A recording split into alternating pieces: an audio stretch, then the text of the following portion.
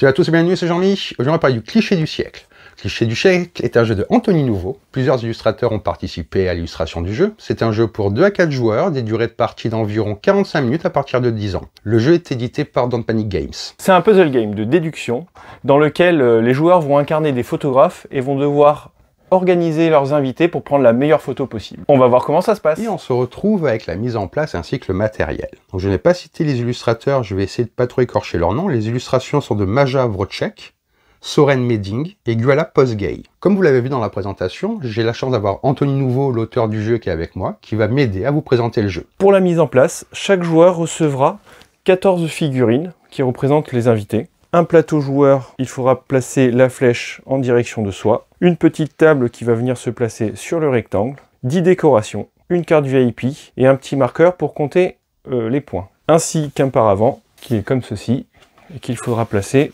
pour cacher sa table. En plus de cela, il faudra remplir les 14 enveloppes représentant le désir des personnages avec 3 cartes préférences prises aléatoirement. Une fois les enveloppes remplies, vous les distribuerez entre les joueurs en fonction du petit tableau qui est ici dans la règle. Donc, par exemple, à 2 joueurs, chaque joueur recevra 5 enveloppes et 4 enveloppes resteront au milieu de la table. Pour la mise en place à 5 et 6 joueurs, ça nécessitera d'avoir l'extension qui permet de jouer à 5 et 6 joueurs. Pour finir, il vous faudra prendre les 6 cartes échange avec le nombre de joueurs correspondant indiqué ici. Pour une première partie, nous vous conseillons de jouer uniquement avec les cartes échange possédant ce symbole. Puis vous pourrez les mélanger et en faire une pioche au milieu de la table. Enfin, vous pourrez donner au joueur qui s'est pris le plus récemment en selfie la carte de premier joueur, ou alors le désigner aléatoirement. Et vous êtes prêt à jouer. Et donc, merci à Anthony de s'être prêté à l'exercice de la mise en place. On le retrouvera en fin de vidéo où on va un peu discuter.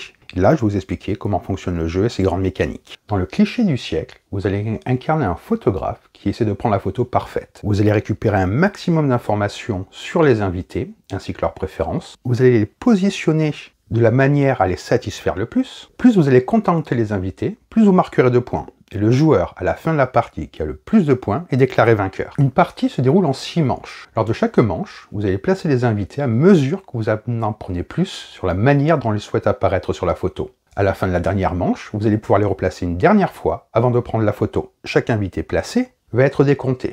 Plus votre photo correspond à ses préférences, plus il vous rapporte de points. Mais s'il est mal placé, il va vous faire perdre des points. Le premier joueur est chargé d'organiser la manche et d'annoncer aux autres joueurs comment va se dérouler le tour. La première phase est la phase d'ouverture des enveloppes et de placement des invités. Chaque joueur ouvre les enveloppes qu'il a devant lui et prend connaissance des cartes préférences qu'elles renferment. Tous les joueurs vont jouer cette phase simultanément, mais chaque joueur ne doit ouvrir qu'une seule enveloppe à la fois. Lors de cette phase, vous allez pouvoir placer ou déplacer librement vos invités, tout ceci bien sûr caché par votre paravent. Là, je ne le mets pas pour une question de visibilité. Vous pouvez placer autant d'invités que vous voulez, y compris ceux sur lesquels vous n'avez pas d'informations. Je reviendrai un petit peu plus tard sur les différentes cartes préférences qu'il y a. Une fois que tout le monde a regardé ses enveloppes et placé les invités qu'il désirait, on passe à la deuxième phase, la phase de pioche d'une carte échange. Pour vous remontrer, les cartes échange sont celles-là, vous en piochez une au hasard. Le premier joueur lit la carte échange à voix haute. Cette carte va vous indiquer comment les enveloppes sont échangées lors de cette manche. On va passer à la phase d'échanger les enveloppes.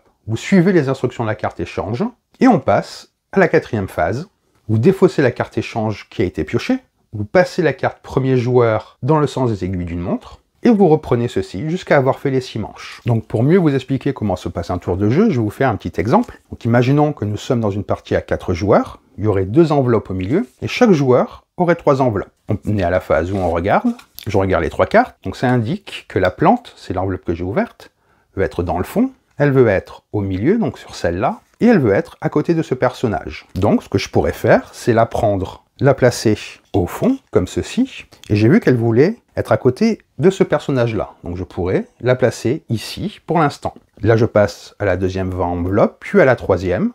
Le tour est fini, et on va faire les cartes échange. Choisissez votre partenaire. Les joueurs jouent à tour de rôle en commençant par le premier joueur. Le joueur actif prend 2 enveloppes au milieu de la table, donc celles qui sont là au début, puis il va remettre 2 de ces enveloppes au milieu de la table. Le premier joueur fait ça, puis le deuxième, puis le troisième, jusqu'à ce que tout le monde ait fait cet échange-là. Par exemple, encore une fois, c'est à moi de jouer, donc je mets 3 enveloppes. Bien entendu, j'ai remis les cartes dedans.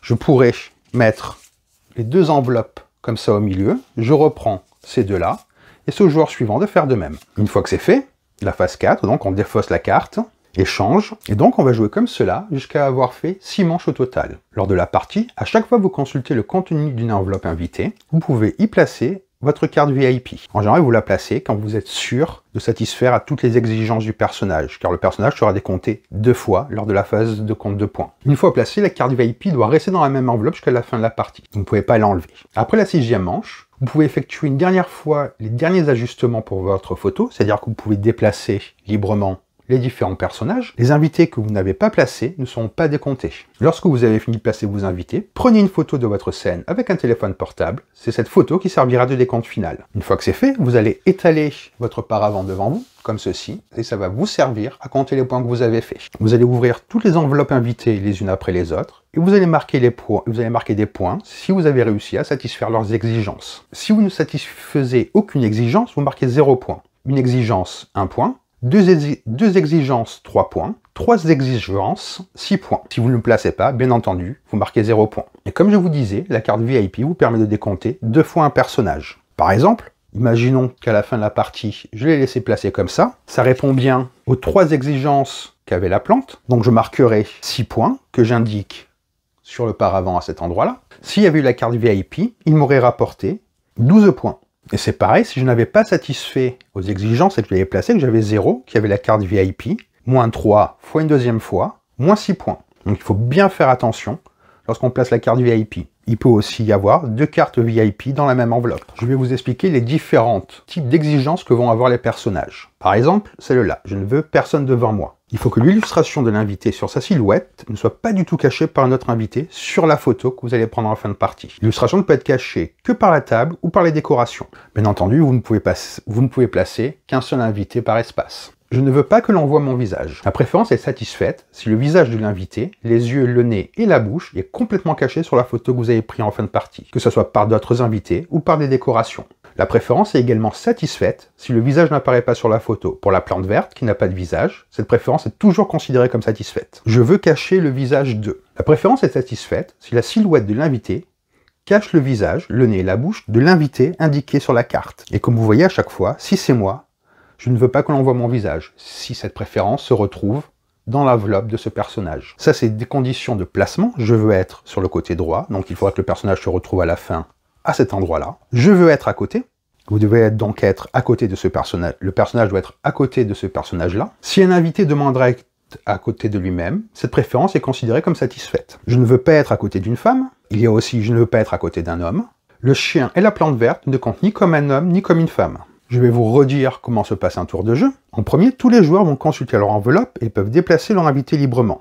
Ensuite, le premier joueur révèle une carte échange, la lit à haute voix, et les joueurs appliquent la carte échange. Le premier joueur défausse la carte échange et passe la carte premier joueur à son voisin de gauche, et ce, jusqu'à avoir fait 6 manches. À la fin de la 6e manche, vous pouvez consulter une dernière fois les enveloppes, vous pouvez une dernière fois déplacer les invités, et ensuite, on va procéder à un compte de points. Si vous avez des questions au sujet des cartes placement, il y a tout qui est très bien expliqué dans le livret de règles, dans le guide du photographe. Il existe également une variante avec des enchères, où à ce moment-là, les décorations vont servir de monnaie d'échange. Lors de la mise en place, vous allez mettre 3 cartes d'échange normales et 3 cartes d'échange enchères. Vous reconnaîtrez les cartes échange d'enchères avec ce symbole-là. Plutôt que de former une pioche avec 6 cartes échange normales, vous faites 3 et 3. Chaque joueur reçoit, comme je vous disais, 10 décorations qui vont servir de monnaie d'échange.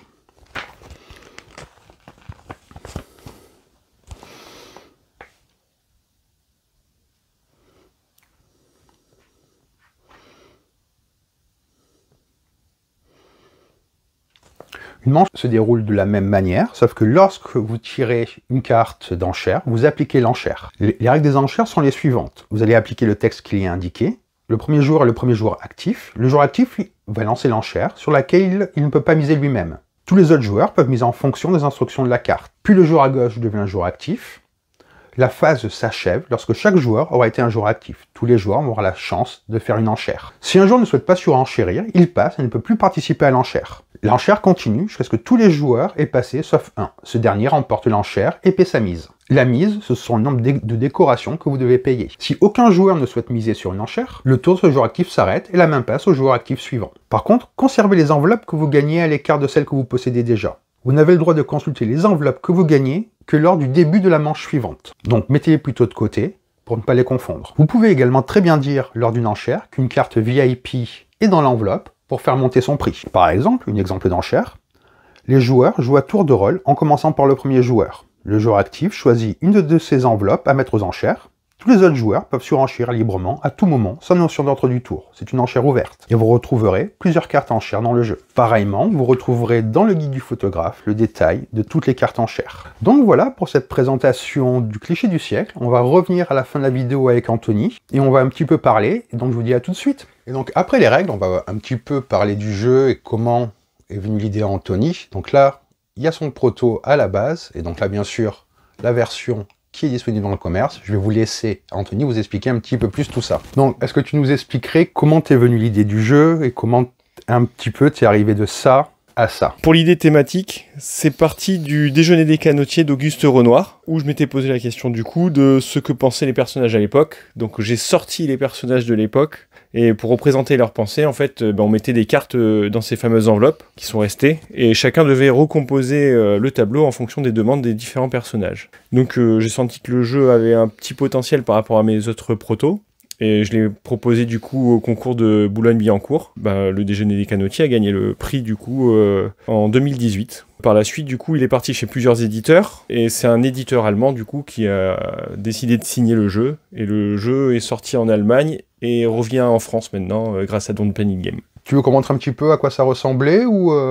Oui, on peut. À la limite, on va un peu ouvrir le proto que vous voyez. C'est toujours intéressant, je trouve, de voir d'où part un jeu et jusqu'où ça arrive avec tout le travail éditorial qu'il y a à faire avec. On va juste un peu l'ouvrir. Je me permets de le faire. Parce que moi, du coup, j'ai eu la chance, Anthony habite pas loin de chez moi, et j'y ai joué quelques fois avant que le jeu sorte. Donc cette boîte, je la connais.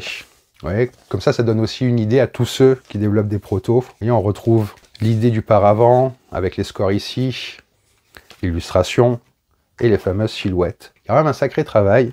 Il y a tout le matériel.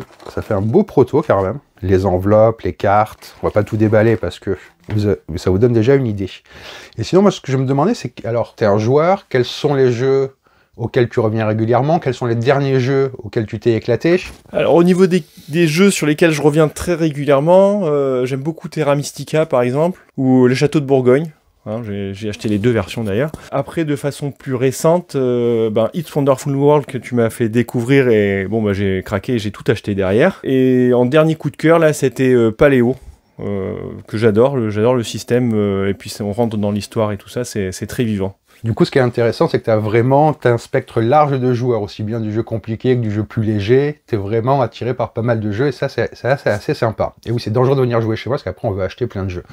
Donc j'espère que cette vidéo vous a plu, que ça nous a plus appris sur le jeu et un petit peu son histoire. On va essayer, si on a le temps, après les fêtes, sûrement de filmer une partie à deux, ça pourrait être assez sympa. Je pense qu'Anthony est d'accord. Donc sur ce, je vous dis bonne partie et bon jeu. Moi aussi, je vous souhaite de bonnes parties et de bons jeux, et profitez bien du cliché du siècle.